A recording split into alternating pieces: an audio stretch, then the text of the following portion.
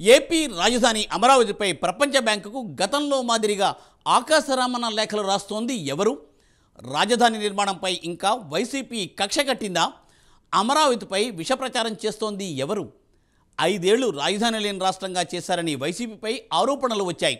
ప్రస్తుతం కూటమి ప్రభుత్వంలో అమరావతి శరవేగంతో ముందుకు సాగనుంది. ఈ క్రమంలో మంత్రి నారాయణ ఇప్పుడు కొన్ని కీలక వ్యాఖ్యలను చేశారు. రాజధాని అమరావతిపై మంత్రి నారాయణ ఏమంటున్నారు? డీటెయిల్స్ ఈ స్టోరీలో.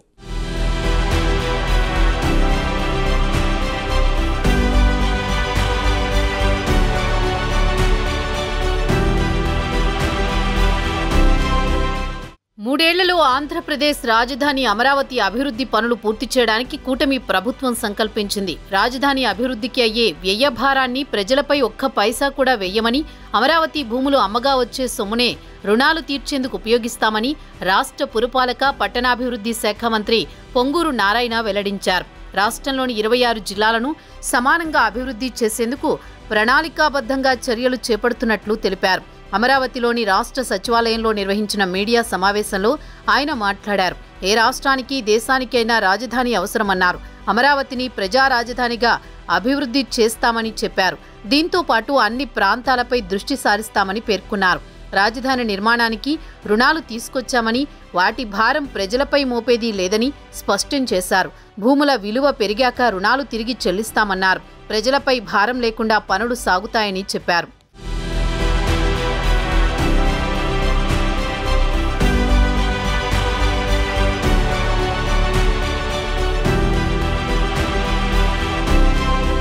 మరోవైపు వైకాపా నేతలకింకా అమరావతి రాజధానిపై కక్ష తీరలేదని, అందుకే ఆ పార్టీ విషప్రచారం చేస్తోందని నారాయణ విమర్శించారు. గతంలో అమరావతి రాజధానిపై ప్రపంచ బ్యాంకుకు ఆకాశరామన్న లేఖలు రాశారని ఈ సందర్భంగా నారాయణ గుర్తు చేశారు. ఈ క్రమంలో మళ్లీ అదే తరహా లేఖలు రాస్తున్నట్లు అనుమానాలు వ్యక్తమవుతున్నాయి. అమరావతి రాజధాని ప్రాంతంగా పనికిరాదని, పర్యావరణ సమస్యలొస్తాయని గతంలో ప్రపంచ బ్యాంకుకు ఆకాశరామన్న లేఖలు రాసిన సంగతి తెలిసిందే.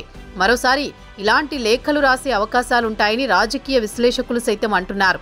ఈ నేపథ్యంలో రాజధాని పనులు ఎట్టి పరిస్థితుల్లో ఆగవని మంత్రి చెప్పడం గమనించదగ్గ పరిణామంగా చెప్పొచ్చు. గతంలో రాజధాని ప్రాంతానికి తాము తీసుకొచ్చిన పరిశ్రమలను వైకాపా ప్రభుత్వం తరిమేసింది. మళ్లీ పరిశ్రమలను తీసుకొచ్చేందుకు కృషి చేస్తున్నామని నారాయణ అన్నారు.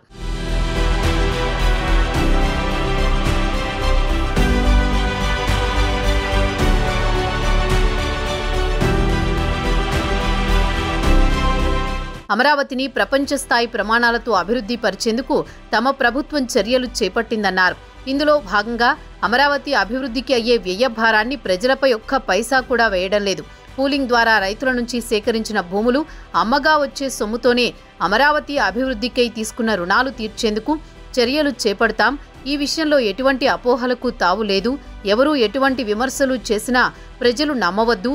రాష్ట్రంలోని 26 జిల్లాల సమాన అభివృద్ధికి 2014 నుంచి 19 మధ్య కాలంలోనే తమ ప్రభుత్వం ప్రణాళికాబద్ధంగా చర్యలు తీసుకున్నామని మంత్రి నారాయణ చెప్పారు.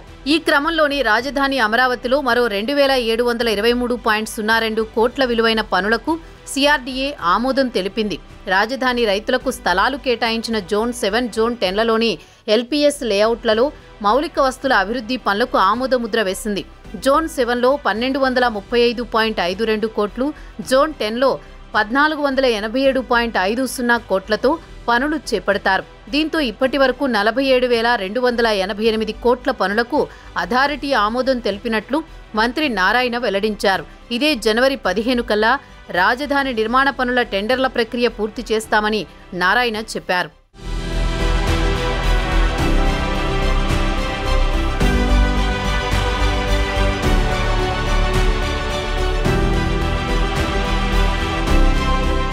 వైసీపీ నాయకులు ఎన్ని అభాండాలు వేసినా, ఎన్ని అడ్డంకులు సృష్టించినా 3 ఏళ్లలో రాజధాని నిర్మాణం పూర్తి చేస్తామని ఈ సందర్భంగా మంత్రి నారాయణ స్పష్టం చేశారు. అమరావతికి వ్యతిరేకంగా ప్రపంచ బ్యాంకుకు ఫిర్యాదు చేశారని, అమరావతికి రుణం ఇవ్వవద్దని మొదట్నుంచి చెబుతోంది వైసీపీ నాయకులే అని అన్నారు. గతంలోనూ ప్రపంచ బ్యాంకుకు, కేంద్ర ప్రభుత్వానికి కూడా లేఖలు రాశారు. అమరావతి మునిగిపోతుందని దుష్ప్రచారం చేశారు. ఇటీవల వరదలకు కృష్ణానదికి 11.43 లక్షల క్యూసెక్కుల నీరు వచ్చినా అమరావతికి ఏమీ కాలేదు. భవిష్యత్తులో 15 లక్షల క్యూసెక్కుల నీరు వచ్చినా అమరావతి సురక్షితంగా ఉండేలా కరకట్ట రోడ్డు డిజైన్ చేస్తున్నామని ఈ సందర్భంగా ఆయన తెలిపారు. దీంతో ప్రపంచ బ్యాంకుకు లేఖలు రాస్తుంది వైసీపీనే అని నారాయణ తేల్చి చెప్పినట్లయింది. వైసీపీ ప్రభుత్వ హయాంలో అమరావతి నుంచి రాజధానిని మార్చాలని ప్రయత్నించిన సంగతి తెలిసిందే. 3 రాజధానులు నిర్మిస్తామని చెప్పి ఒక్క రాజధానిని కూడా నిర్మించలేదని వైసీపీపై విమర్శలు వచ్చాయి. మళ్లీ కూటమి ప్రభుత్వం అధికారంలోకి రావడంతో రాజధాని పనులు వేగం పుంజుకున్నాయి. ఈ నేపథ్యంలో అమరావతి ఎప్పటికి పూర్తవుతుందో చూడాలి మరి.